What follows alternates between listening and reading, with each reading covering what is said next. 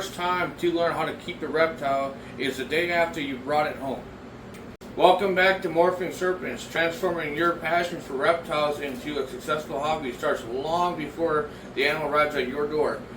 Today we are breaking down the deep dive phase of everything you need to know, study, and buy before you bring home a new life.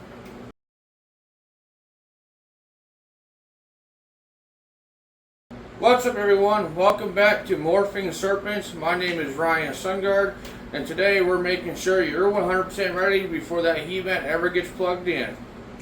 Now look, I get it. The impulse is real. We've all been there where we see a super cool animal and just make us want to pull the trigger on the spot, but here at Morphing Serpents, we believe the best way to honor these animals is making sure that we have their house or world built before they arrive at our doorstep. Right here is Striker. He was definitely an impulse buy for me. We all do it, but we need to make sure that we are honor these guys, providing the best type of care that we can. Otherwise, these guys can and do suffer greatly, depending on where you guys are lacking in your care. And that's something that we need to make sure that we are either fixing right away or trying to make sure we do the proper research before we just go out and make that impulse buy. And again, I've been there, we've all been there. It's part of seeing these incredibly amazing creatures. Just look at Striker here, just amazing, beautiful colors. Was one of many things one of the reasons why I actually named him Striker. His looks were just so striking to me. There was no way I could pass him up, thus the impulse buy. But like I said, we need to do better for these guys, making sure that we have their world set up to the correct standards for them, for their ultimate health, and a very happy and successful life for them. So I'm going to kind of go in order, like what you kind of need, what you need to be aware of, like your tank, your bedding, your humidity levels, your temperature, stuff like that. And I'm just going to break it down piece by piece the best I can. And if I don't explain anything very well, please let me know down in the comments, and I'll try my best to explain it better. So when you guys are window shopping for a tank for your next ball python or your very first ball python, whatever have you, you guys need to make sure you're getting the right size tank and the right type of tank, I would say, to make sure that it fits their needs. For Striker here, I can put him in about a 40-gallon tank. I kind of prefer my tanks 36 by 18 by 18 for about his size. He's kind of at the point where he needs to be upgraded for his sizing. But you got those tall tanks that are really tall. That's not the best setup for a ball python. You kind of want more space on the ground, giving them more space to crawl around, and make sure you have plenty of clutter for them to kind of hide around so they don't think that they're being seen.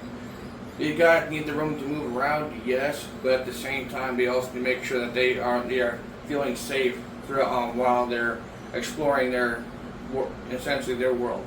You guys got to remember that tank or enclosure, whatever you want to call it, is essentially their entire world. So we need to make sure that I like to try to match their wild habitat to what they would to their tank style. That way, it's kind of like they never really left the wild or left their natural home. Now, there's different types of tanks you guys can get. There's glass, some use wood, there's PVC. One of the best ones I recommend to use is PVC. Now, it is a lot more expensive, yes, mind you, but PVC tanks are very good at keeping the humidity in.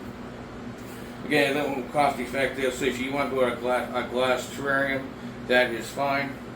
Perfectly fine with these guys. Just know on the glass you'll have a lot harder time of maintaining your heat level, your temperatures I should say, and your humidity levels. You're going to notice a significant harder time of keeping it up regardless of what substrate and how much you guys spray, soak your guys' bedding. You're still going to have fluctuations in temperatures and humidity, especially your humidity, and even more so depending on your humidity for the area you guys live in. As bedding goes, I recommend getting something like the cocoa husk or along those lines. I strongly recommend staying away from kind of like bark or aspen bedding because that holds very little humidity and it's just not good for them. I personally use Reptile Prime for mine and Reptile Chip. I've always had high success with them, especially when it comes to keeping the humidity up. I really don't recommend using the aspen bedding. That is does not hold humidity well, and oftentimes you're fighting mold and mildew smells, and it's just not very healthy for your animal. And if they digest that, that can cause complications. I've had it a couple times where these guys have swallowed a little bit of the Reptile Prime coconut husk, and it's never caused them an issue. Again, it's the Reptile Prime I use. It's almost kind of like a powdered suck dust. It's very fine. It's not. It wouldn't be no problem if they were to swallow it. Again, as they have swallowed some, but it has never caused them any concern. And again, it's great for keeping the humidity. I simply just soak it down, kind of mix it together, and it works out perfect for me. Hey guys, I had to swap out Striker for Raptor here. Striker had enough of the camera time. He wanted to be put back, so he's put back, and we have Raptor to kind of help us out as we go along further into our deep dive of things to know. Another thing you need to be aware of is your heating, heating levels, temperatures. You got a warm side, and you got your cool side. For your warm side, you kind of want to keep temperatures about 88 degrees to 86 degrees, and then your cold side, I would say anywhere from about 86, 85 degrees to about 78 degrees. You know, it's kind of cooler, and I kind of like it, but it's okay. The other day, I try to keep a little bit warmer. That way, come nighttime, it allows us a little bit of a nighttime drop, kind of giving that night cool air like you would have, like what we do in the real world. You could also try to have a hot spot. I try to get about 89 degrees. They say 90 degrees is kind of the hot spot for where they bask at. Is where you kind of want to shoot for. I personally kind of shoot at 89 degrees for their hot spot. That way, it just gives me a little bit more comfort knowing they're not going to burn themselves. They're not going to get too hot. You got to remember these guys. These guys don't know what's too hot for them. Their bodies don't tell them, "Hey, ouch, that's too hot." They'll sit there and they'll burn themselves. I've seen a lot of ball pythons that have gotten burned along their scales because they were either wrapped around a light or whatever. They're in a spot for too long or on a heat rock, and it ended up burning them. Which speaks of that, you guys need to make sure you guys are having your light, your heating source, whether it's a light you guys have on top, a heat mat. I really don't suggest their heat rocks or anything like that, but you need to have a thermometer to regulate the heat, and make sure you have it right where wherever your heating source is. So if you have a light, that's your heat source. Make sure your thermometer is reading right underneath that light, and you're watching and have gauges so you know what it's putting out. Just because you set your heat lamp thermostat to 90 degrees and cuts out, that doesn't mean it's warm enough. For all you know, it's too hot or it's too cold. So you need to be very mindful of how you guys are applying that, especially the heat mats. You know, because they're gonna lay there and they're gonna burn themselves if you're not paying attention to how hot you're making it right there. So keep in mind of that, guys. Nighttime, again, those are temperatures for the daytime. Nighttime, it's okay if it drops down. My nighttime temperature for these guys, they drop about 85 degrees for their warm side, and then it gets about 77 degrees, 78 degrees, maybe 76 degrees on their cold side. But it's just fine for these guys. It kind of allows them to they get more active, and they spend all day in their hides soaking up all that heat, which is plenty for them to last them, and allows them to kind of get a cooling off period before they go back in their hide the next day to soak up all that heat.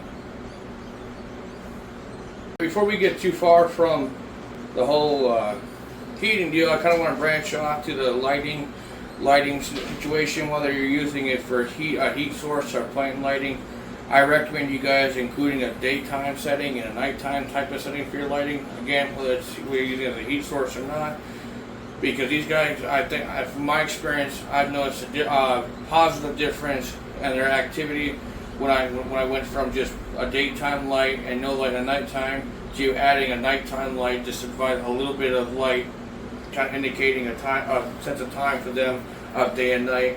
I've noticed a whole lot more activity, so I strongly recommend that. I know some are going to say no, that's not necessary, But you know, what might work for me might not work for them, vice versa.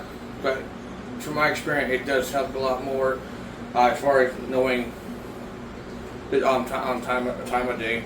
And if you're going to use lighting, make sure for a heat source, make sure you guys stay away from the red lighting because that's not good for them. I recommend using daytime. Use a clear daytime bulb. You can get them at PetSmart, Petco. And if you're using it as a heat source, there's a nighttime black light bulb that eliminates very little light. You know, just enough to kind of barely see what's going on there, which is perfect for them, and it still provides them plenty of heat for them to cruise around at nighttime. And there's also for LED light strips you guys can use if you guys are not using that for a heat source, like I use in my enclosure for Miss Faith. I'm trying to include some pictures for you guys to kind of see what I'm talking about as far as that. Because for hers, I have a daytime setting, and I also have a nighttime setting where it kind of shows the nighttime sky with stars. I'll try to include that in this video, little pictures and clips of that later.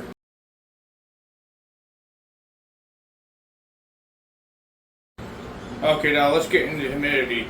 For these guys, your humidity level, you're going to try to want to keep it about 60% to 80%. I try to stay closer to the 70%. I really don't like getting anywhere below 68%. You know, you can go a little bit lower if you're having a hard time keeping the humidity up and you're kind of stuck at about 50%, 54%. That's not terribly bad. So you're kind of okay there, but I strongly recommend doing as much as you can to get it up. But I don't like going below 68% personally. That's just my opinion. As far as that going, with my experience and knowledge that I have experience over the years owning these guys and taking care of them. That's just my thing. I use for my PVC enclosures, I use a fogger that kind of helps provide the humidity, get the humidity up in there. I have a bit of a ventilation fan to make sure it gets circulated, so it didn't prevent any kind of mold from building up, and it just works out great as far as that goes. For my glass enclosures, like I got Raptor in here, I just soak down my bedding really good with water when I change them out. And every once in a while I do miss. You know, I know some are going to say, don't miss. But it just spikes it, which it does just spike it, you know. But it does help if you're having a hard time keeping your humidity level up. I recommend if you get the right bedding and you have it soaked pretty good, but not where it's dripping wet. I want to make that very clear. Don't have it dripping wet. You just want it damp enough where it'll have humidity. I recommend if you have one of the glass tops or screen tops, use some HVAC tape, tape it over it, and eliminate as much as you can as far as the ventilation holes. The more you can kind of stop the ventilation of your humidity in there, the more you will hold in there. But again, it being a glass terrarium, you're going to be fighting an endless battle there. It is what it is. You know, it all depends on what you guys can afford and how far you want to go for these little guys as far as money, because they can be expensive when you're getting into PVC enclosure and stuff like that. Another thing you guys are going to want to have in your guys' enclosure is making sure you guys have the proper decor in there. You want to have at least 2 hides. I try to go about 3 hides, just give it a little extra spot to hide. You want to have a hide on your cold side and one on your hot side. I try to put my hide for the hot side kind of under the heat source. That way it kind of gives a little bit more of a hot under their basking spot. Their basking spot is kind of the same spot where they kind of spend most of their day when they're not shedding.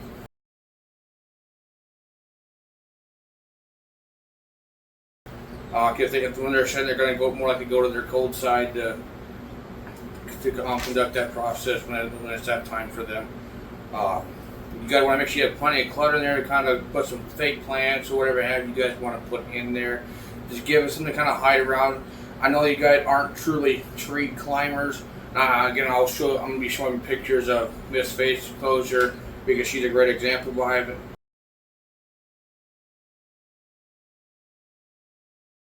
I recommend putting trees, little logs, stuff for them to climb on, even if they're not true climbers.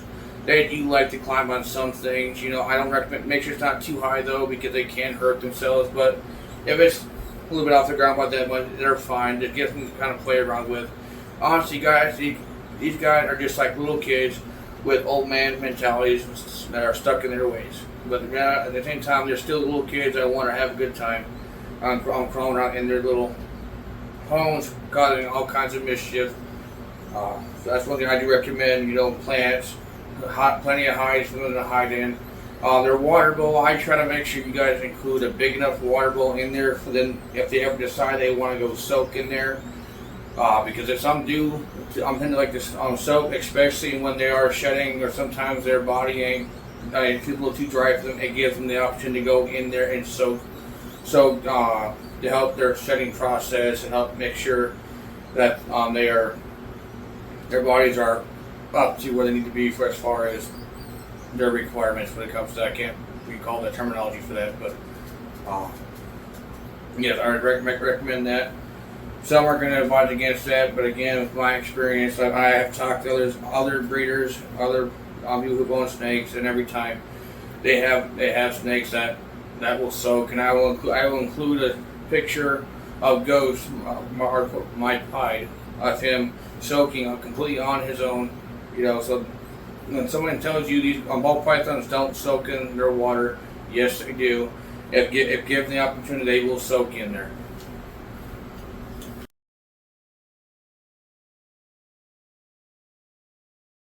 Something I forgot to mention in that clip, guys, is that the clutters also help them kind of hide themselves as they are cruising around their enclosure. I noticed that earlier in a previous part of this video, but I really want to emphasize that clutter helps them kind of hide when they're cruising around their enclosures.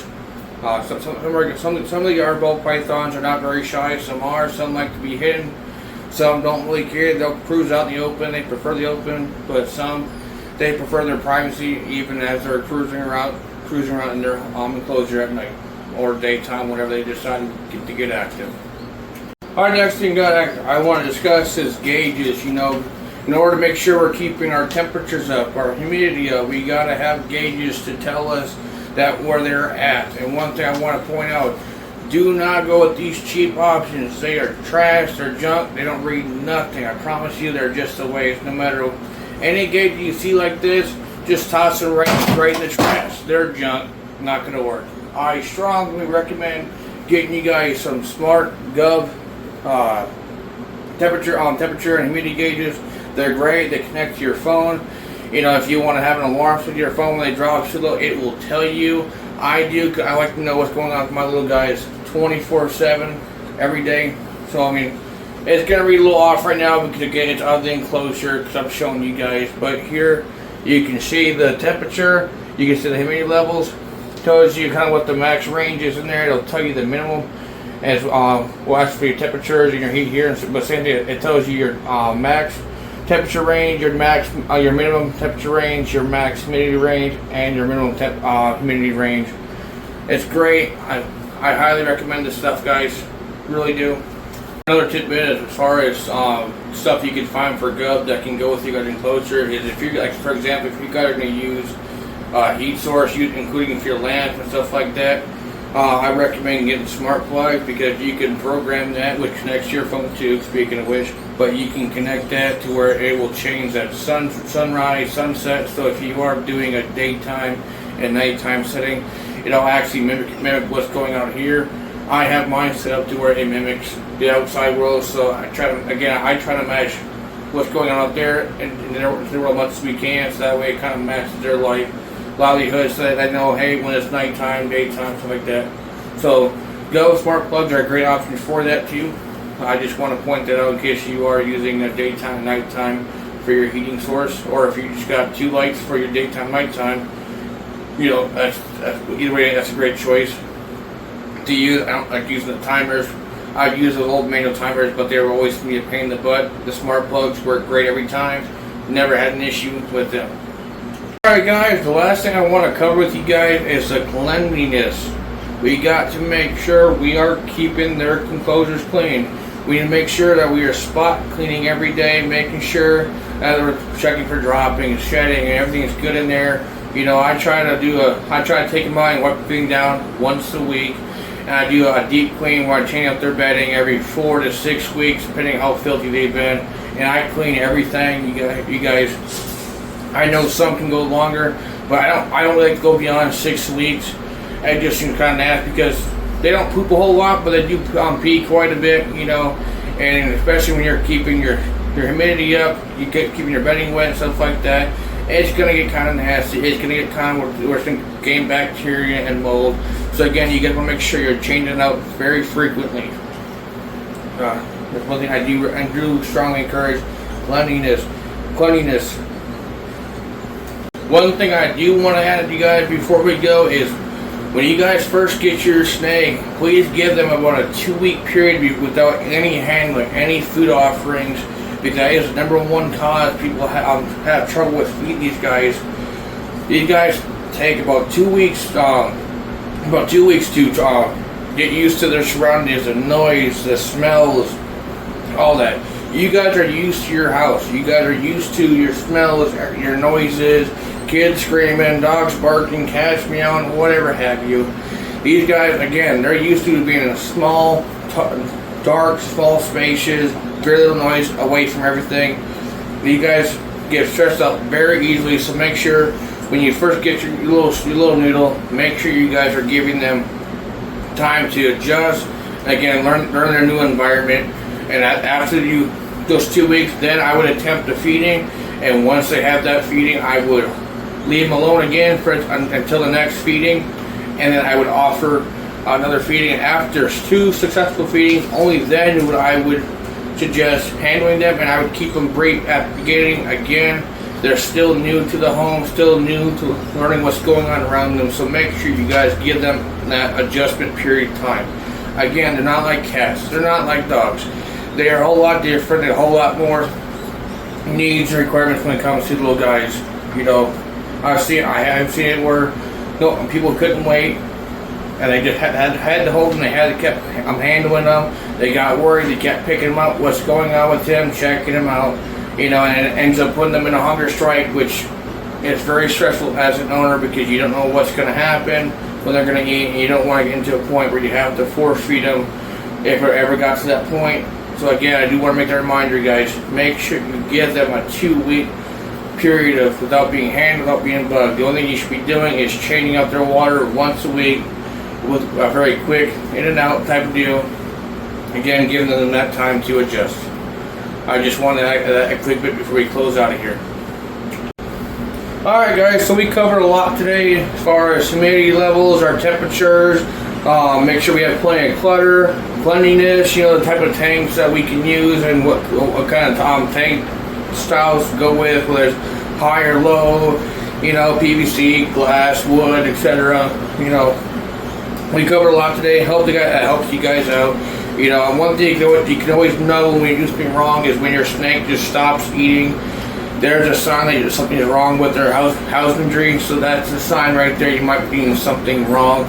If you ever get concerned, hey, I'm not sure what's going on with my little guy, I need some help, please let me know.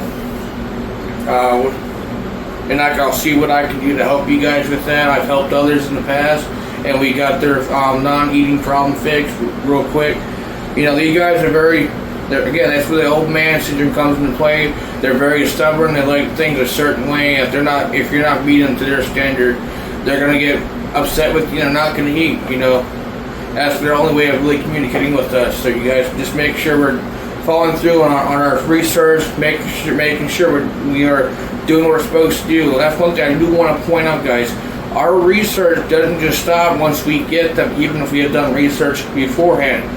Take time, sit with the guy, hold them, kind of watch them in their enclosure day and night, kind of just see what they do, learn their habits, learn their characteristics, what makes them unique to them, so you can better learn how to better take care of their needs. You know, like you guys seen Striker, just getting kind of nervous, not really the biggest fan of being held too long, versus Raptor here, he loves being held. I can hold him all day long, no issues. He'll just hang out in my hand, no problem. You know, you guys get to know your snakes. You know, that's part of the research. Get to know your snakes. Every snake's different. Just because one's friendly, as far as super cool with being out, the other ones is, you know, they all got their different personalities, just like we do. They're just like people. You know, some are people snakes, some are not. You know, some just like to keep to themselves. So again, get to know your snakes. That's just part of the law that you guys. And these are some very amazing creatures, but if we're not taking the proper steps to make sure we are keeping them up to their health requirements and husbandry requirements, then we might end up losing the ability to take care of these guys, or owning them. I should say owning them. Like, I know you guys have probably seen my post on Facebook about that blue viper that they've seen in Zootopia too. You know, there's somebody that have gone out and just bought a snake, and now there's a whole trend of people getting hurt or worse because they got a venomous snake without doing their proper research. You guys, I could not stress how much that truly hurts our hobby when we have people that continuously buy snakes, whether it's venomous or regular, without doing the proper research. You got some that will just dump them off the road, all kind of things. We need, and in order to grow this community how we want to grow it to be way bigger than it is, to keep the rights that we have to own these amazing reptiles, we need to do the research to do it justice and honor them to match their needs. Remember, guys, just because you guys can see on TV or a movie like the Blue Viper on Zootopia 2, or you go to an expo and you go, oh, that's bad, but you know, I want that. I want it. Stop for a second and think. Make sure you know the requirements. Make sure you know what comes with that snake. Make sure you know what comes with the health requirements, the health requirements, everything that you need to take care of that snake and own it, so that way it doesn't risk owning them for everybody else. Alright guys, let's just remember, research is also a lifelong process when it comes to keeping reptiles. Even the best reptile keepers are still learning. That's part of the beauty about this community, is you're always learning something when it comes to these little guys. It's an evolving community, so there's always something new to learn. You know, something that you never thought of, never tried. You never know. And the day you stop learning, guys, is the day you know you're doing something wrong. I want to hear from you guys. What's one thing that you guys have learned that you guys wish you guys would have known, whether it was from me or from somebody else that you guys wish you would have known when you first got your snake or your first reptile, whatever have you. I look forward to seeing you guys in the you guys' responses in the comments. If you guys found this video helpful or enjoyable, please give us a like and a subscribe, and I'll see you morphers in the next video. Thank you.